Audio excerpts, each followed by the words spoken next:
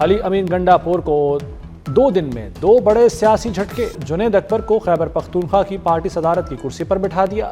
جنید اکبر گزشتہ rose public accounts committee کے بلا مقابلہ چیئرمین منتخب ہوئے تھے۔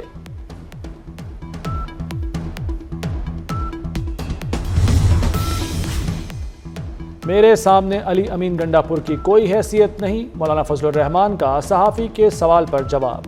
کہتے ہیں خیبر پختونخوا میں حکومت ہے نا امن، صوبے کو جان بوجھ کر خرابی کی طرف دھکیلا جا رہا ہے۔ لکی مربت دہشت گردی کی لپیٹ میں ہے، سیاسی جماعتوں سے بات کر کے بڑا جرگہ بنائیں گے۔ 26ویں ترمیم پی ٹی آئی کے ووٹ سے منظور ہوئی تھی۔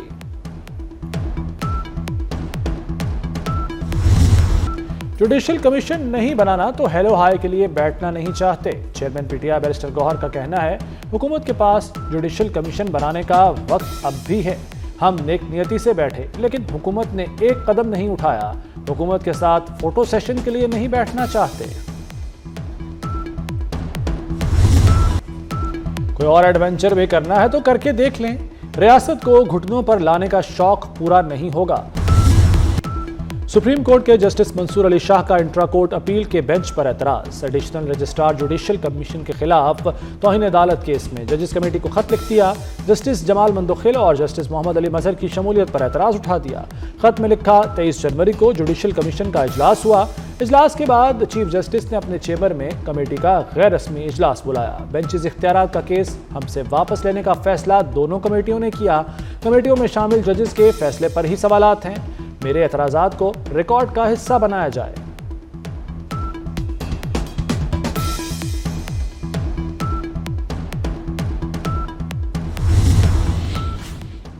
تحریک انصاف نے 26ویں آئینی ترمیم سپریم کورٹ میں چیلنج کر دی۔ آئینی ترمیم کالعدم اور فیصلے تک قائم جوڈیشل کمیشن کو ججز تعیناتی سے روکنے کی استدعا۔ درخواست میں موقف اپنایا کہ آئینی ترمیم آئین کے بنیادی ڈھانچے اور بنیادی حقوق کے خلاف ہے۔ آئینی ترمیم سیاسی مقاصد کے لیے کی گئی۔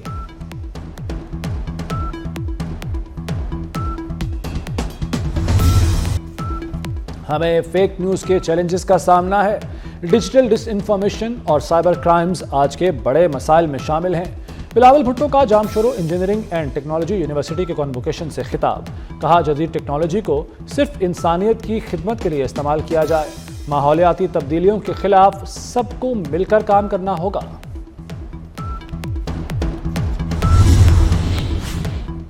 وزیر داخلہ محسن نقوی کی امریکی سرمایہ کاروں کو پاکستان میں سرمایہ کاری کی دعوت۔ واشنگٹن میں U S chamber of commerce میں امریکہ پاکستان بزنس کونسل کے وفد سے ملاقات۔ کان کنی اور آئی ٹی سیکٹر میں امریکی سرمایہ کاروں کو سرمایہ کاری کی دعوت دی۔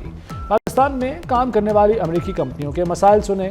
محسن نقوی نے کہا کہ پاکستان معاشی استحکام کی جانب گامزن ہے، تمام اشاریے بہتر ہوئے ہیں، معیشت ٹیک آف کر رہی ہے۔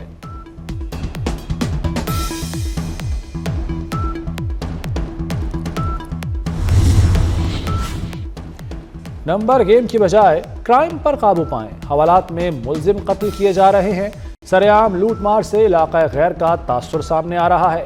وزیر اعلیٰ پنجاب مریم نواز پولیس کی کارکردگی پر برہم، لاہور ریجن میں کام بہتر کرنے کی ہدایت۔ گورنر پنجاب سلیم حیدر نون لیگ سے ناخوش، کہتے ہیں شاید نون لیگ کو ہوش آ جائے اور وہ اتحادیوں کو ساتھ لے کر چلے۔ گزشتہ دور میں بھی سوتیلی ماں جیسا سلوک کیا گیا۔ سٹیک ہولڈر سے مشاورت کے بغیر پیکا ایکٹ لانا نالائقی قرار دے دیا۔ وزیر خزانہ محمد اورنگزیب کی زیر صدارت اقتصادی رابطہ کمیٹی کا اجلاس۔ صنعتی شعبے کے لیے گیس ٹیرف میں اضافے کی منظوری دے دی گئی۔ کیپٹیو پاور پلانٹس کے لیے گیس ٹیرف کو 3000 سے بڑھا کر 3500 روپے فی MMBTU کرنے کی منظوری دی گئی۔ ECC نے گھریلو صارفین کے لیے اضافہ مسترد کر دیا۔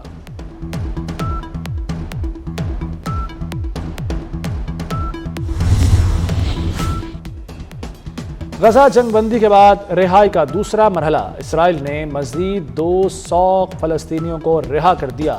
فلسطینی قیدیوں کو لے کر 3 بسیں رمالہ پہنچی۔ فلسطینیوں نے رہائی پانے والے قیدیوں کا پرتپاک استقبال کیا۔ اس سے قبل حماس نے 4 اسرائیلی خواتین کو ہلال احمر کے حوالے کیا تھا۔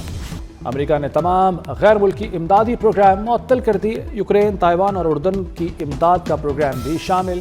امدادی پروگرام ابتدائی طور پر 90 روز کے لیے معطل کیے گئے۔ اسرائیل اور مصر کو امداد ملتی رہے گی۔ امریکی وزیر خارجہ تمام پروگراموں کا جائزہ لے کر تبدیلی یا ختم کرنے کا فیصلہ کریں گے۔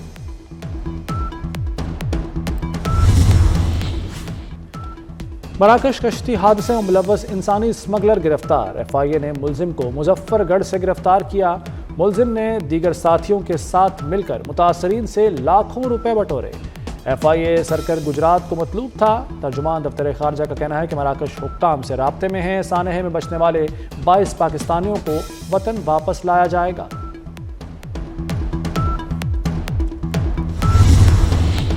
وزیراعظم شہباز شریف سے اسنوکر چیمپئن محمد آصف کی ملاقات۔ وزیراعظم کی محمد آصف کو ساک اسنوکر چیمپئن شپ جیتنے پر مبارکباد۔ محمد آصف کو 25 لاکھ روپے کا انعامی چیک بھی پیش کیا۔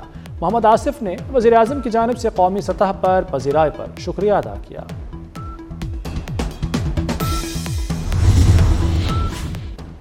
سائنسدانوں نے زیر زمین ماؤنٹ ایورسٹ سے بھی 100 گنا بلند 2 چوٹیاں دریافت کر لیں۔ ماؤنٹ ایورسٹ کی لمبائی محض 8.8 کلومیٹر ہے۔ ماہرین کے مطابق چوٹیاں 50 کروڑ سال پرانی ہیں۔ چوٹیوں کے بننے کا عمل 4 ارب سال قبل شروع ہوا تھا۔ دونوں چوٹیاں سمندر کی سطح سے نیچے موجود ہیں۔ نظام شمسی کے 6 ستاروں کا نایاب نظارہ 4 سیاروں زہرہ، مشتری، زحل اور مریخ کو غروب آفتاب کے بعد دیکھا گیا۔ زہرہ اور زحل قریب ترین تھے۔ لاکھوں افراد نے کھلی آنکھوں سے نظارہ کیا۔ نیپچون اور یورینس کو دیکھنے کے لیے دوربین کی ضرورت تھی۔ نظارہ لاہور سمیت پاکستان کے کئی علاقوں میں دیکھا گیا۔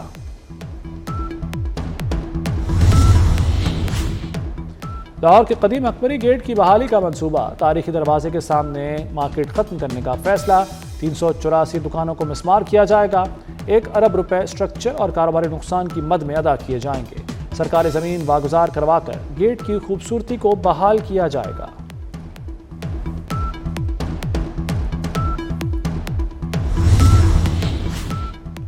ہب ریلی آٹو کراس حادثے میں زخمی مارشل دانش جان کی بازی ہار گیا۔ ڈرائیور طارق خان کی گاڑی کو حادثے میں مارشل دانش زخمی ہوا تھا۔ دانش کو حادثے کے فوری بعد اسپتال منتقل کیا گیا تھا۔ انتظامیہ نے فوری طور پر ہب آٹو کراس ریلی ملتوی کر دی۔ اسلام آباد میں 26 جنوری کو ملک کی سب سے بڑی میراتھن ہوگی۔ ریس میں پاکستان اور دنیا بھر سے دوڑنے والے افراد حصہ لے رہے ہیں۔ میراتھن میں 5، 10 کلومیٹر فل اور ہاف کیٹیگری مقابلے ہوں گے۔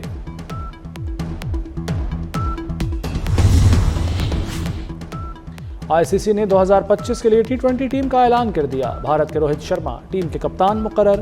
پاکستان کے بابر اعظم بھی ٹیم میں شامل۔ بھارت کے 4 کھلاڑی ہاردک، بمراہ اور ارشدیپ سنگھ بھی ٹیم میں شامل۔ افغانستان کے راشد خان بھی پلینگ 11 کا حصہ۔ سہ ملکی ون ڈے سیریز کا شیڈول جاری۔ پاکستان، نیوزی لینڈ اور جنوبی افریقہ مد مقابل۔ سیریز 8 سے 14 فروری تک کھیلی جائے گی۔ ابتدائی 2 میچ لاہور کے قذافی اسٹیڈیم میں ہوں گے۔ لاہور کا تاریخی کرکٹ اسٹیڈیم اپنی نئی لک کے ساتھ میزبانی کرے گا۔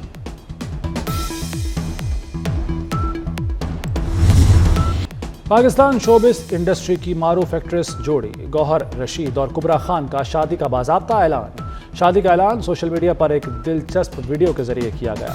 ویڈیو میں وجاہت رؤف، شازیہ وجاہت، مومل شیخ شامل۔ شادی آئندہ ماہ ہوگی۔